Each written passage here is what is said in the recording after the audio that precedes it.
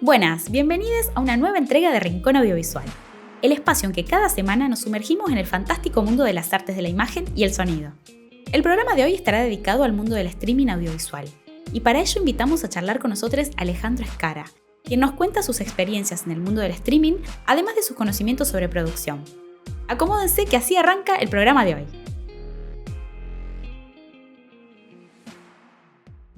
Hola Ale, bienvenido a Rincón Audiovisual. Te invitamos a que te presentes y nos cuentes un poco de vos. Hola, soy Alejandro Escara, soy streamer o hago streaming y bueno, llegué al streaming un poco de autodidacta, haciendo desarrollos de páginas web y un cliente me pidió que investigara cómo subir su programa de televisión a YouTube y así llegué a hacer las primeras investigaciones. Y años después empecé a estudiar comunicación social con un taller de producción de cine, producción audiovisual. Me fui interiorizando un poquito y bueno, y después con amigos y amigas que terminé participando en Megafon. Esos amigos y amigas terminaron siendo socios. Bueno, me fui acercando al streaming básicamente por autodidacta, pero también porque tuve amigos y amigas que se animaron a la locura del streaming, porque empezamos con el streaming cuando ni siquiera se conocía la palabra.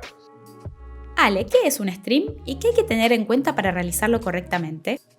Un stream es un contenido subido a internet de audio y video. Hay diferentes tipos de stream y depende también de la plataforma en la que se haga ese stream. No necesariamente tiene que ser en vivo. El stream es contenido que se ve en internet sin descargar en la PC. Cuando nosotros leemos en internet un diario digital o una revista o cualquier contenido que estamos mirando en internet, estamos descargando a la PC ese contenido o al dispositivo para poder visualizarlo. La diferencia con el stream es que no se descarga ningún archivo ni ningún contenido. Todo el contenido que se está viendo en el stream es en directo. Cuando ese contenido que estás viendo en stream está ocurriendo en ese momento es cuando se llama live stream o un vivo. Para hacer un stream hay que tener un decodificador. Puede ser un decodificador de pago o un decodificador de licencia abierta como lo es OBS. Para la configuración de este decodificador hay que tener varios aspectos, hay que tenerlos en cuenta y va a depender básicamente a la plataforma a la que estés transmitiendo. Hoy casi todas las plataformas te permiten hacer streaming, pero las más conocidas son Twitch, YouTube, Facebook, Instagram y otras más. Todas las plataformas que conocemos nosotros de redes sociales te permiten hacer streaming. Siempre utilizando un decodificador o subiendo el contenido previamente. Hay muchos aspectos en el stream que hay que tener en cuenta y uno es el ancho de banda y otro es el bitrate de video. Nosotros tenemos que adaptar el bitrate de video en función del ancho de banda que tenemos disponible para enviar el stream. Cuanto mayor ancho de banda tengo de internet, mayor calidad de video puedo agregar al stream.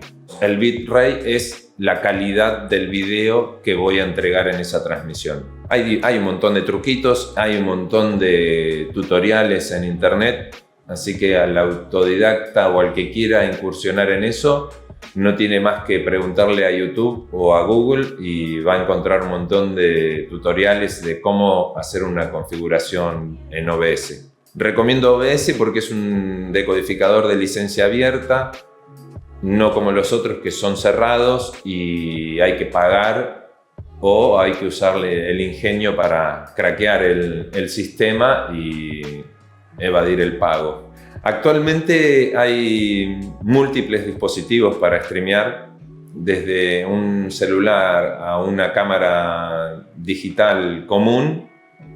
Configurándole una cuenta de cualquier plataforma se puede hacer un streaming directamente sin tener PC. Para hacer una buena configuración de un streaming es necesario contar con una PC. Si esa PC tiene placa de video, el streaming se va a poder configurar de mejor manera, pero en todo caso, si no cuenta con placa de video, también se puede llegar a hacer el streaming.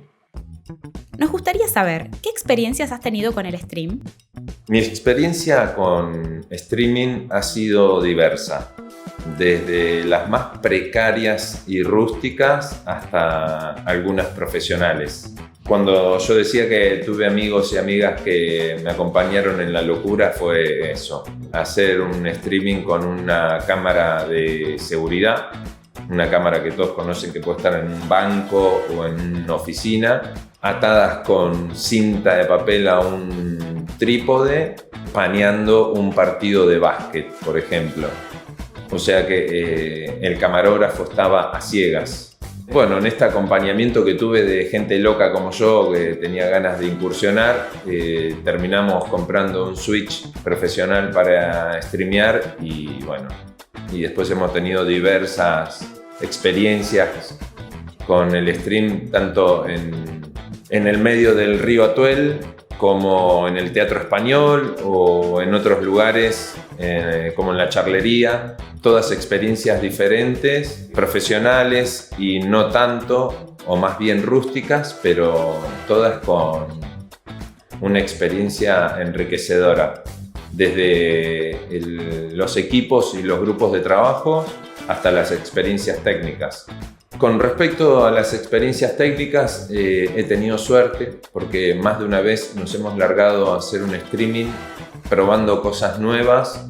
Nico Branca, que ha sido mi socio y mi compañero de locuras, siempre fuimos muy jugados, nos gustaba probar cosas nuevas y eso fue lo que nos llevó a tener una experiencia tan bonita y tan enriquecedora en este rubro. Mi otra compañera, que también la quiero nombrar, que es Lula Baza, que me dijo, después de un par de años que yo le proponía que había que invertir en el streaming, un poco cansada, me dijo un día, bueno, ¿qué hay que comprar?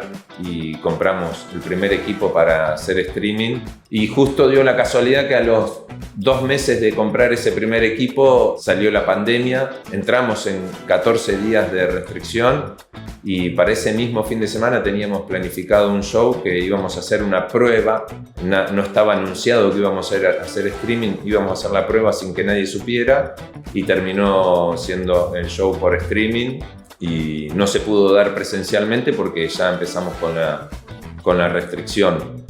Digamos que la pandemia ayudó y acompañó a que el proceso de aprendizaje del streaming lo hiciera mucho más rápido. Vamos a un pequeño corte y ya volvemos con más Rincón Audiovisual.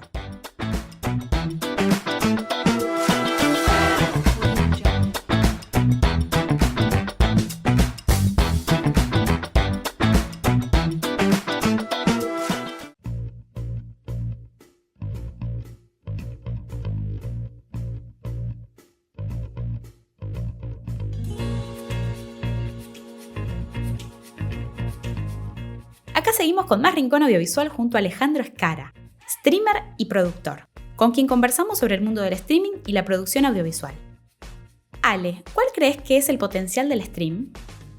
Con respecto al futuro del streaming y al presente, creo que es una herramienta, la sigo viendo a esta herramienta como la veo hace muchos años, siempre le vi el potencial para crecer. Creo que hoy está en un pico superior, digamos, en un techo que ha alcanzado el stream en general. Todos los proyectos que pueda haber de acá en el futuro pueden llegar a ser muy particulares y específicos que superen este techo que ya se ha alcanzado.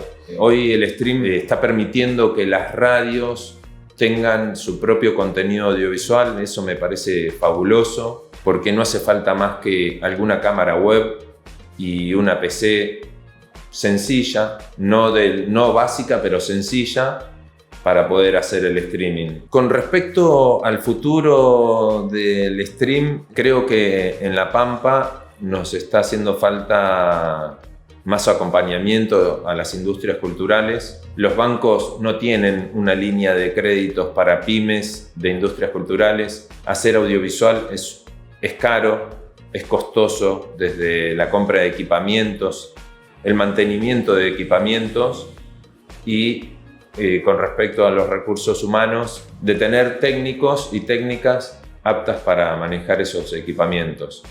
Hoy en lo audiovisual hay que poner mucho esfuerzo o arriesgar para poder comprar un equipamiento y falta un poco de apoyo a las industrias culturales. Y teniendo en cuenta a nivel nacional que tenemos un presidente que está bastardeando las industrias culturales, más que nada se hace complicado en este contexto actual. Considero que tengamos un futuro un poco desalentador en ese sentido. Si hasta la actualidad era difícil y complicado tener un equipamiento en lo audiovisual, creo que en el futuro va a ser mucho más difícil. ¿Cuál es el trabajo de un productor audiovisual? El trabajo de un productor audiovisual me gusta hacer la analogía con el fútbol, es la de un director técnico. El productor tiene que estar al tanto de todo, de camarógrafo, de guionista, de editor, de editora, quién va a hacer la dirección de fotografía, quién va a hacer vestuario. Cuanto más multidisciplinar o transdisciplinar sea ese productor, más va a favorecer su trabajo o el producto final. No es un trabajo fácil y no está bien valorado del todo.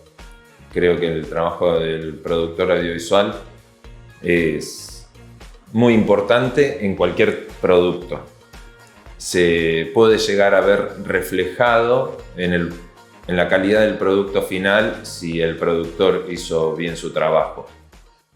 Desde tu experiencia, ¿cómo es producir en La Pampa? Con respecto a un productor audiovisual en La Pampa, es complicado, teniendo en cuenta que los fierros, como se suelen decir, el equipamiento para hacer audiovisual en La Pampa, estamos limitados. Podemos tener una cámara que se aproxima o recién hace los primeros inicios de una calidad de cine, pero no tenemos cámaras de calidad cine para alquilar o para rentar. Entonces hay que ir ingeniándoselas, conociendo las características de la cámara de cada uno para poder sacar el mejor producto. En desarrollos a medida se puede contemplar el alquiler en Buenos Aires o en Córdoba, Rosario, de algún equipamiento específico, pero claro, naturalmente haría mucho más caro el proyecto. Y básicamente el trabajo del productor audiovisual está en tratar de hacer el mejor trabajo con el equipamiento que se tiene. Digo la analogía con el fútbol y con el director técnico, porque también el productor audiovisual tiene que tratar de unir a todos los técnicos y técnicas en un equipo. Cuanto mejor equipos armes, mejor producto te va a quedar. Ahora nos gustaría saber si actualmente estás trabajando en algún proyecto y qué expectativas tenés para el futuro cercano. Actualmente no estoy trabajando en ningún proyecto particular. He tenido algunas cotizaciones para hacer circuito cerrado de televisión. Estoy trabajando actualmente en un estudio de streaming para diferentes tipos de contenidos. Solamente falta alguien que genere el contenido, así que si quieren me pueden escribir. Antes de terminar, ¿qué consejo le darías a alguien que se esté iniciando en el mundo del stream? Para todo aquel que quiera iniciarse en el stream, en la parte técnica, le recomiendo mucho tutorial. Mirar YouTube. A YouTube hay que ponerle la palabra cómo hacer y la idea que tengo y te va a tirar un montón de opciones de diferentes personas con diferentes contenidos, algunos más largos que otros, en inglés, en español, en diferentes lenguajes, pero hay muchísimo contenido. Para hacer la tarea más fácil, creo que hay que apuntar a problemáticas o aspectos particulares y no enfocarse en el stream por completo. Ir abordando el stream de diferentes aspectos para tener un conocimiento general del streaming. Muchísimas gracias, Ale, por acompañarnos el día de hoy. Esperamos que el programa ayude a concretar esos proyectos y tu experiencia también anime a nuestro público a realizar sus propias transmisiones. En el próximo bloque analizaremos el fenómeno en crecimiento que son los canales de streaming en Argentina. Ya venimos.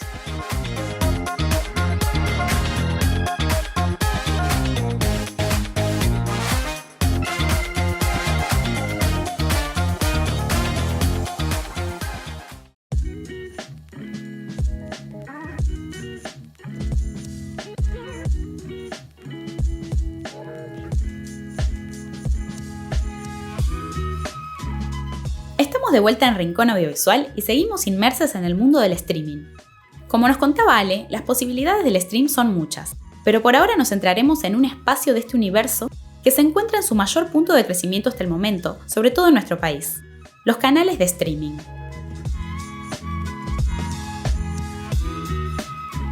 Es fácil entender qué son los canales de streaming, pero no tanto explicarlo. Básicamente son como los canales de tele, pero que no están en las señales de televisión, sino en Internet, y se transmiten a través de múltiples plataformas de streaming, principalmente YouTube y Twitch. En los últimos años y potenciados por la pandemia, en Argentina, como en todo el mundo, siguen apareciendo cada vez más canales de streaming. Hay para todos los gustos, con diferentes formatos y recursos, que hablan de distintas cosas y apuntan a públicos diferentes. Lo que a nosotros nos interesa hoy es preguntarnos si hay un lenguaje propio del streaming, si el formato tiene sus particularidades formales o si es simplemente una reversión de los medios tradicionales. Desde la forma en que están hechos, podemos partir desde los más simples, en los que la apuesta es simplemente una cámara con una o varias personas hablando. Las posibilidades audiovisuales se limitan por los recursos humanos y de equipamiento, por lo que el contenido visual casi siempre es un plano fijo acompañado por imágenes que quien opera la transmisión comparte en la misma. Esta forma es la que utilizan la mayoría de los streamers, ya que es la más accesible, la configuración básica para empezar a streamear. Otros canales cuentan con estructuras más grandes y transmiten con varias cámaras a la vez. A pesar de las diferencias de recursos incluso entre estos, la esencia no difiere tanto de la forma básica. El contenido generalmente es gente conversando e imágenes que acompañan la conversación. Dentro de esto se incluyen las radios que transmiten su contenido de forma audiovisual a través de las plataformas de streaming. Esta inclusión de los programas radiales genera la discusión de si la transmisión de la imagen realmente suma algo al contenido o no. Algunos programas simplemente transmiten el estudio, como si uno pudiera espiar la imagen de lo que antes solo se podía oír, donde la inclusión de la imagen no modifica el contenido radial. Otras sí prestan más atención a la transmisión audiovisual, y los debates pasan a ser si dejan de lado la esencia de la radio, ya que quienes solo escuchan de manera tradicional se pierden el contenido que se apoya principalmente en la imagen. A veces por búsqueda, otras por falta de recursos e incluso por comodidad, la mayoría de los programas repite el mismo formato escenográfico. Generalmente son estudios, más pequeños o más grandes, con una mesa central, donde los participantes se sientan a conversar o exponer. La puesta de cámara se compone por un plano general y planos medios de las distintas personas. En algunos momentos se muestra un participante a la vez y en otros la imagen se compone con las cámaras en simultáneo, ocupando distintos espacios del plano según requiera lo que esté sucediendo. En estos formatos, lo importante siempre está en lo que se dice y no tanto en lo que se ve. Funcionan si uno se quiere sentar a verlos, pero principalmente se consumen mientras se realizan otras actividades, por lo que la atención de los espectadores pasa mayormente por lo sonoro, con momentos de distracción a partir de lo que sucede en la imagen.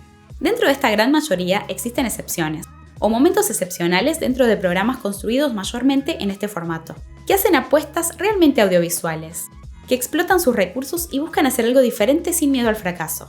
Si tenemos en cuenta los recursos técnicos y de lenguaje, podríamos decir que el contenido de los canales de streaming no difiere demasiado de lo que podrían y que han hecho los medios tradicionales.